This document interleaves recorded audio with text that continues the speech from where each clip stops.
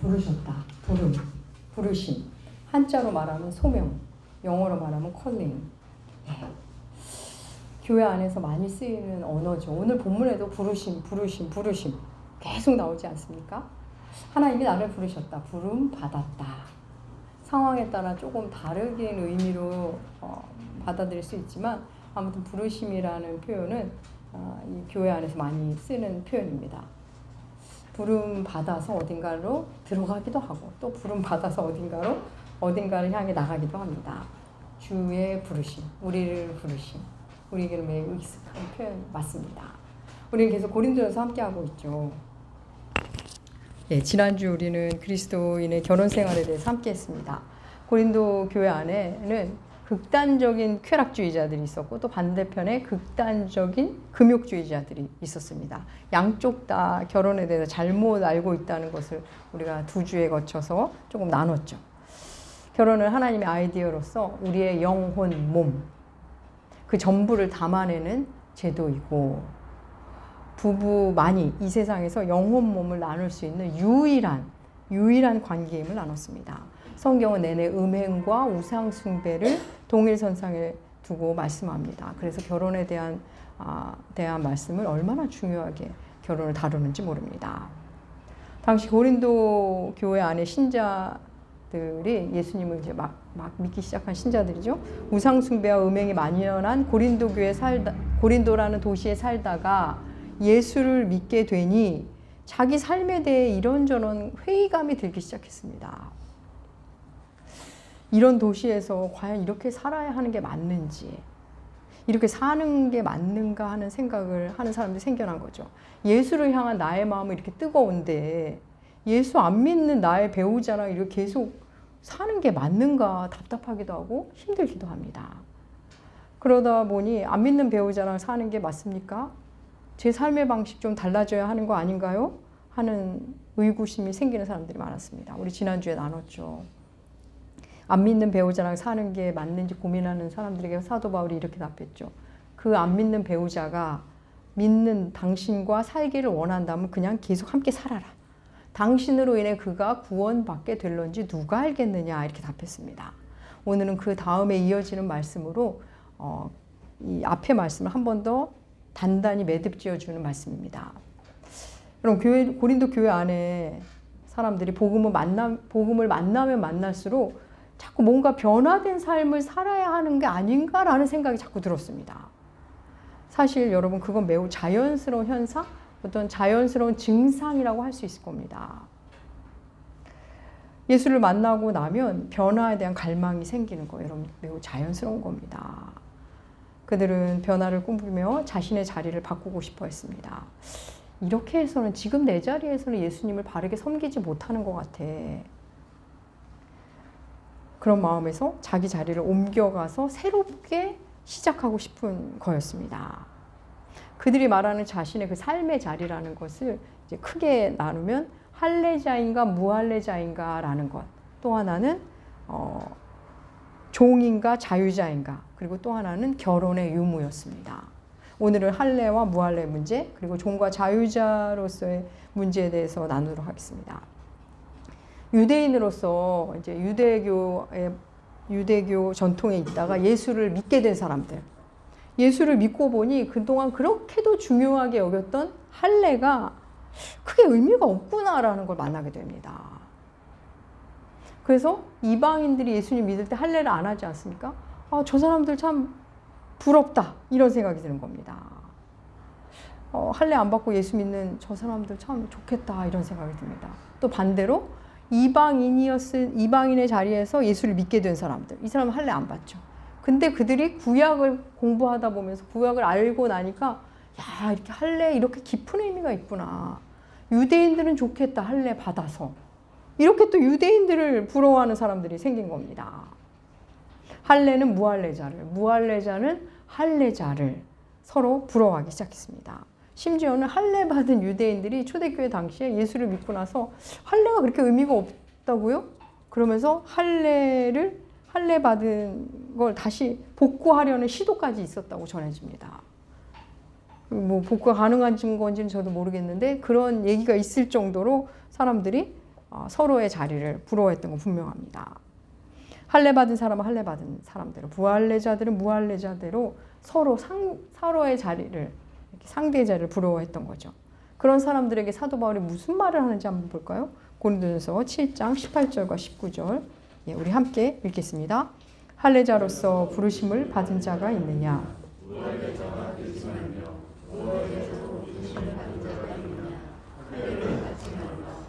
할례 받는 것도 아무것도 아니오. 할례 받지 아니하는 것도 아무것도 아니로되 오직 하나님의 계명을 지킬 따름이니. 예. 할례자로서 부름받은 자, 무할례자로서 부름받은 자 다 괜찮다는 거죠. 할례 받고 안 받고는 전혀 중요하지가 않다. 하나님을 사랑하며 하나님을 섬기는 게 중요하다고 답해 줍니다. 예수 믿는 그 시점에서 할례 받았다면 그 상태로 섬기고, 예수 믿는 그 시점에 할례 무할례자였다면 그대로 하나님을 사랑하면 된다는 겁니다. 그 자리에 부르심 받았을 때 예수님 믿게 됐던 그 상태 그대로 다 괜찮다. 예수님을 사랑하는 데는 아무 상관이 없다 말씀합니다. 이어지는 말씀 뭐죠? 종인과 자유제에 대한 문제입니다. 당시 헬라 문화권에서는 노예가 30-40%에 달했다고 합니다. 그래서 교회 안에, 초대교회 안에 이제 노예 신분의 사람들이 많았겠죠. 왜? 그들이 이제 많이 이제 교회 안으로 들어와서 함께 예수님을 믿기 시작했습니다. 근데 그들 중에 내가 지금 종이 아니라 자유자라면 하나님을 마음껏 섬길 텐데, 이런 생각하는 사람들이 있었던 겁니다. 뭐 그럴 수 있죠, 충분히. 내가 자유자라면 더 마음껏 주를 섬길 텐데. 자연스러운 소망인 것 같습니다.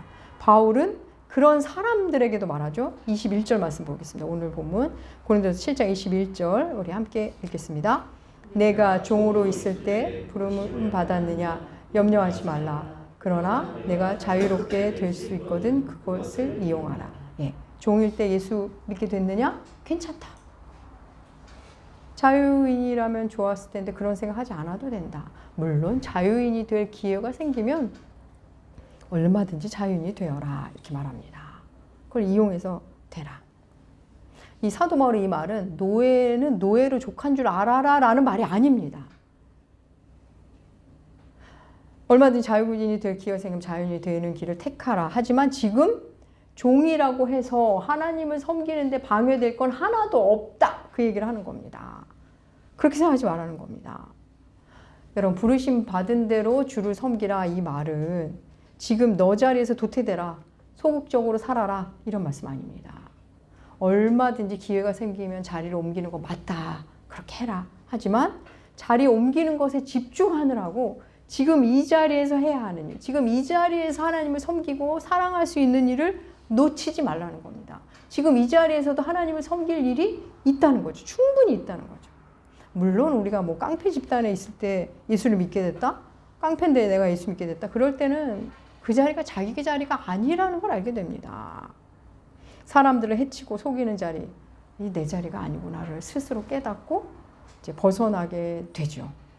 거기서 나와서 진짜 자기 자리를 찾게 되죠. 여러분, 고린도 전서를 통해 하나님께서 우리에게 하신 말씀, 사실 우리는 할례자, 무할례자 이런 거 우리하고 상관없지 않습니까? 종이냐 자유자냐 이것도 사실 물리적으로는 우리하고 상관없습니다. 하나님께서 우리에게 하시는 이 말씀은 지금 우리의 처한 자리가 사람을 해치는 자리가 아니라면 그 어느 자리든 먼저는 그 자리에서 어떻게 하나님을 섬기는가를 생각하라는 겁니다. 그 지금 자리 때문에, 지금 내 자리, 내 형편 때문에 하나님을 못 섬기겠다.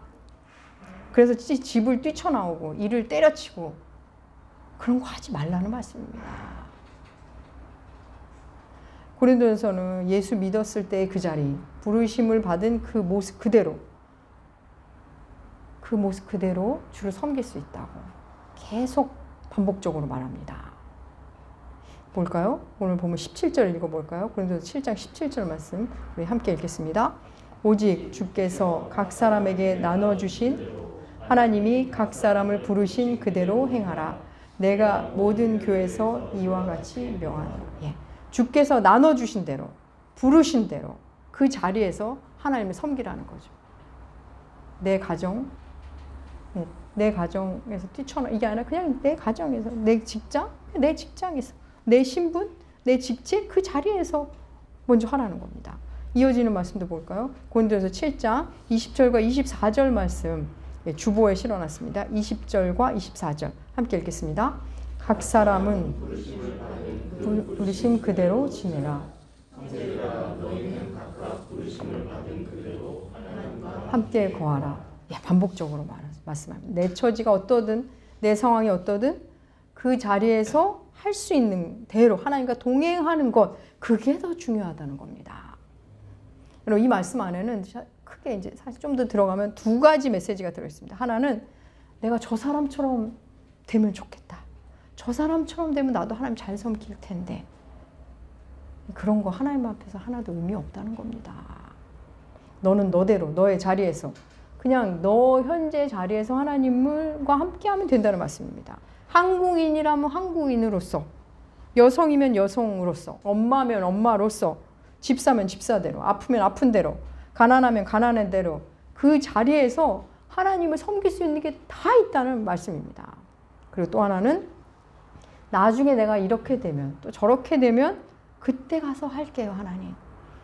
내가 상황이 달라지면 그때 하나님 섬길게요. 그런 거 없다는 겁니다. 하나님 앞에서 그런 거 하나도 의미 없다는 거죠. 지금 상황이 이러하니 상황이 좋아지면 주님을 섬길게요. 제가 돈을 좀 더 벌면 그때 가서 나누며 살게요. 힘 좀 생기면 그때 주의 일을 좀 해볼게요. 마음에 여유가 생기면 그때 주님 말씀대로 한번 사랑해 볼게요. 그러지 말라는 겁니다. 그때는 그때 가서 할 일이 생길 테니 그건 그 다음의 일이고, 지금 내 자리에서 할 수 있는 그 섬김을, 하나님 사랑, 하나님 계명을 지키는 것을 그 자리에서 하나님과 동행하며 살면 된다는 겁니다. 사랑하는 여러분, 지금의 자리, 예수 믿고 있는 그 내 지금의 자리, 그 자리에서 하나님 사랑, 사람 사랑을 선택하며 살면 됩니다. 내 직업이 별로라서, 지금 내 남편이 별로라서, 내 상황이 별로라서 지금은 그냥 하나님과 좀 멀리 있을게요. 저도 저 사람처럼 되면 그때 잘할게요. 저도 저 정도 사람의 자리면 저도 잘할 수 있어요. 그 모든 것 매우 그럴듯해 보이지만 하나님과 우리와의 관계 안에서는 모두 핑계에 불과합니다. 내 자리에서, 내 현실에서 하나님과 소통하고 교감하는 것, 부르심 받은 그대로, 그 모습 그대로 하나님을 사랑하면서 교감하고 소통하고 섬기면 그거면 되는 겁니다. 제가 아무래도 단독 목회를, 쉽게 말하면 교회를 개척한다고 해서 이 단독 목회를 해야 할 것 같아서 기도를 했습니다. 하나님 저 아시잖아요. 제가 어떻게 담임 목사를 해요. 하나님, 저는 아닌 것 같아요. 제가 보아한 목사님들, 담임 목사님들 보면 참 유능하던데 저는 그런 분들처럼 말도 잘하지도 못하고, 사실 제가 뭐 말을 그렇게 하는 거 좋아하지도 않잖아요. 행정도 약하고, 뭐 기타 치며 찬양 인도 같은 거 못하고, 또 운전이 서툴러서 성도들 모시고 다니지도 못하고, 뭐 할 줄 아는 게 없어요. 그렇다고 뭐 대단한 열정으로 내가 뭘 교회를 이런 것도 없는 거 다 아시잖아요. 하나님, 그렇게 기도를 했습니다. 하나님, 제가 할 줄 아는 거 그냥 말씀 붙잡는 거밖에 없어요. 그거밖에 없어요. 그런데 하나님이 제 마음 깊은 곳에서 이렇게 말씀하시는 것 같았습니다. 하나님, 저는 말씀 좋아하는 거 그거밖에 할 줄 아는 게 없어요. 그랬더니 그거면 된다. 말씀 사랑하는 거 그거면 된다. 그리고는 이어서 말씀의 한 장면이 떠올랐습니다. 소년 다윗이 사울 왕 앞에서 이렇게 말하는 장면이었어요. 골리앗과 싸우겠다고 소년 다윗이 나왔을 때 사울이 이 꼬맹이 소년이 나왔으니까 불안했겠죠. 넌 아직 어리지 않느냐 그랬을 때 다윗이 한 말이 제게 딱 떠올랐습니다. 다윗이 그런 말을 합니다. 사울 왕 앞에서. 내가 아버지의 양을 칠 때 사자와 곰이 양을 삼키면 그 입을 열고 새끼를 건져냈고, 사자와 곰이 나를 해치면 내가 그 수염을 잡고 그것을 쳐 죽였습니다. 그 말씀이 왜 떠올랐는지 모르겠지만 그 장면이 하나님의 어떤 물음으로 저에게 다가왔습니다. 그래서 아무튼 기도하다가 제가 하나님, 그건 할 수 있을 것 같아요. 주님의 양을 사자나 곰들이 공격할 때 그들을 구해오고 입을 찢고 하는 거, 그거는 뭐 할 수 있을 것 같아요. 이렇게 대답을 했습니다. 어떻게 저 같은 사람이 그렇게 대답을 했는지 전 지금도 그런 기도를 했는지 모르겠지만 아무튼 그랬습니다. 저에게는 굉장히 중요한 하나님과의 경험이었습니다. 그러면서 어찌어찌 이제 교회가 시작됐죠. 당시 뭐 지금도 그렇겠죠. 당시만 해도 교회 하려면 1억 원이 있어야 된다. 목사들끼리 하는 말이었습니다. 또 어떤 목사님은 누군가가 실제로 몇 천만 원씩 들고 와서 혹은 억대 헌금을 들고 와서 함께 개척하자고 한답니다. 저에게는 그런 분들 당연히 없죠. 교회를 하겠다는 다른 분들, 시작하는 다른 목사님, 훌륭하신 목사님들과 저는 상황이 달라도 너무 달랐습니다. 그런데도 그냥 해야 할 것 같아서 그냥 제 모습 그대로, 제 형편 그대로 하나님은 저를 통해 나무교회를 시작하셨습니다. 사랑하는 여러분, 그냥 있는 그 자리, 부르심 받은 그대로 주를 사랑하고 주를 섬기라 하시는 분, 그분이 우리 아버지십니다. 그냥 부름받은 대로 그냥 발을 내디디면 내가 내게 하나님이 뭘 주셨는지, 내가 뭘 받았는지, 내가 뭘 갖고 있는지 그때 알게 됩니다. 내가 발을 디뎌야만. 그래서 우리는 부름받은 그대로 그냥 섬기면 됩니다. 재능이 있는 분은 그 재능으로 해도 되고, 돈이 있으면 돈으로 할 수 있는 일로 하면 되죠. 몸뚱이밖에 없으면 몸으로 하면 됩니다. 네. 그것도 안 되면 그냥 머릿수라도 채우면 됩니다. 여러분, 내가 아무것도 못해도 성실은 드릴 수 있지 않습니까? 제가 가진 것도 없고 할 줄 아는 건 없어도 그냥 성실은 드릴 수 있을 것 같아요. 그래서 제가 그냥 발을 내딛자 하나님께서 여러분들처럼 이렇게 귀한 분들, 소중한 분들을 만나게 해주신 거 아닙니까? 그냥 내 상황에서, 내 처지에서 부름받은 대로 그냥 하면 하나님 섬기면 됩니다. 만약에 상황에 따라, 내 처지에 따라 주를 위해 할 수 있는 것이 제한됐다면 하나님은 내 상황보다, 그러니까 복음은 내 상황보다 작은 게 돼버립니다. 여러분, 주의 부르심 안에서 종이 자유자가 되기도 하고 자유인이 종이 된다고도 하죠. 너무 놀라운 말씀. 우리 한번 읽어볼까요? 고린도서 7장 22절과 23절 말씀. 우리 함께 읽겠습니다. 주 안에서 부르심을 받은 자는 종이라도 주께 속한 자유인이요, 또 그와 같이 자유인으로 있을 때에 부르심을 받은 자는 그리스도의 종이니라. 너희는 값으로 사신 것이니 사람들의 종이 되지 말라. 너무나 놀랍고 너무나 기가 막히게 아름다운 말씀 아닙니까? 종이라도 주 안에선 자유자가 되고 자유인이라도 그리스도의 종이 된다. 지금 나는 한낱 종인데 그 사회에서 늘 을이에요. 을. 아니, 을이 뭡니까? 을 밑에 병이 되기도 하죠. 그런데 복음 안에 들어오니 얼마든지 자유로운 삶이 가능합니다. 주체적인 삶을 내가 이렇게 살 수 있었구나를 알게 됩니다. 또 내가 자유인인데 사회에서 내가 그래도 큰 소리치는 늘 갑이었는데 예수 안에 들어오니, 복음을 만나니 스스로 종이 되기를 주저하지 않습니다. 섬김이 즐거워집니다. 여러분, 이거 놀라운 이 사고의 전복 아닌가? 이거 너무너무 놀라운 일 아닌가요? 얼마 전에 우리 노회에 속한 큰 교회 목사님이 저에게 전화를 주셨습니다. 어떻게 지내냐고, 힘들지 않냐고. 저희 교회를 가끔 이렇게 걱정해 주시고 있는 분인데 재정은 또 어떠냐고 안부를 물어주셔서 제가 잘 지내고 있다고. 근데 그 목사님 그러더라고요. 저에게 자꾸 미안한 마음이 드신답니다. 그래서 목사님 저에게 왜 미안해요? 이렇게 때때로 안부 전화도 주시고 저를 걱정해 주시고 저는 너무나 고마운데요. 그때 목사님이 그러셨어요. 자기는 하나님이 여기다 데려놔서 이 일을 하는 걸 뿐이라고. 자신이 능력이 있어서 이런 자리에 있는 게 아니라고 말씀하셨습니다. 그러면서 도와주지 못해서 미안하다고 하셨습니다. 그분의 말씀 너무 맞는 말이죠. 그분은 그분대로 1000명 가까운 교우들을 섬기면서 그 부름받은 자리에서 목회하시는 거고, 저는 저대로 우리 성도님들을 사랑하며 목회하며 살아가는 것, 그게 또 저의 자리입니다. 여러분, 교회가 이제 교인이 많다고 그 대접받으면서 고개 뻣뻣한 목사님들 여러분 뭔가 잘못 알고 있는 겁니다. 그런 분들 사실 이렇게 뵙거든요, 종종. 또 교인이 없다고 늘 허드렛 일하고 그래서 늘 주눅 들어 있는 목사님도 뭔가 잘못 알고 있는 겁니다. 그냥 부르심 받은 그 자리에서 하나님을 사랑하며 그냥 기뻐하며 담대하게 당당하게 살면 그거면 되는 겁니다.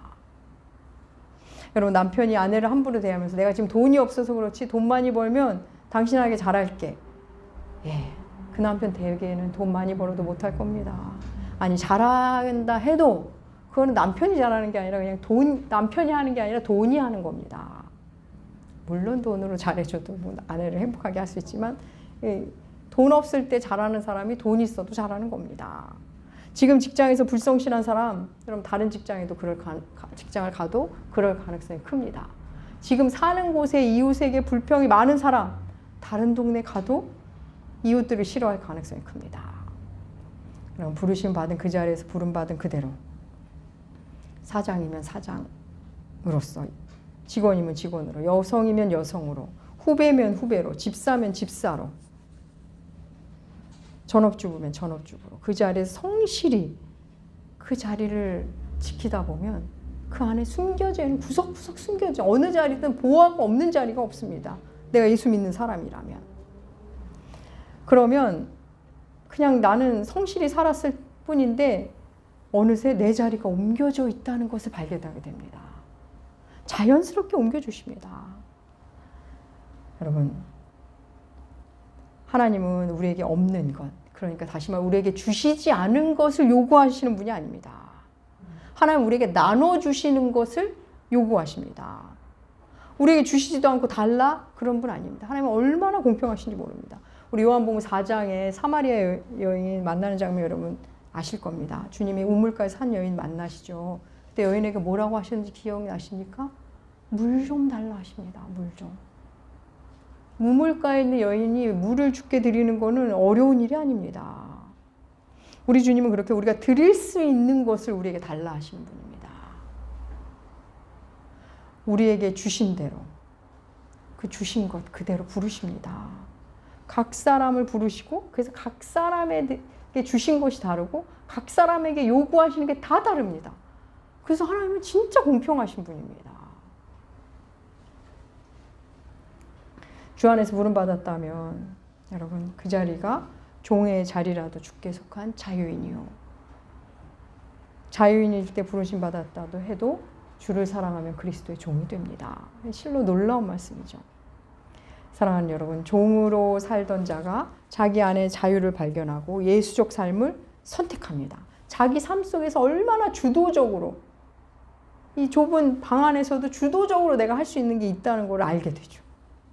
얼마나 큰 죽기 직전에도 내가 이 죽음을 어떻게 받아들일지를 선택할 수 있는 자유가 우리에게 있다는 걸 알게 됩니다.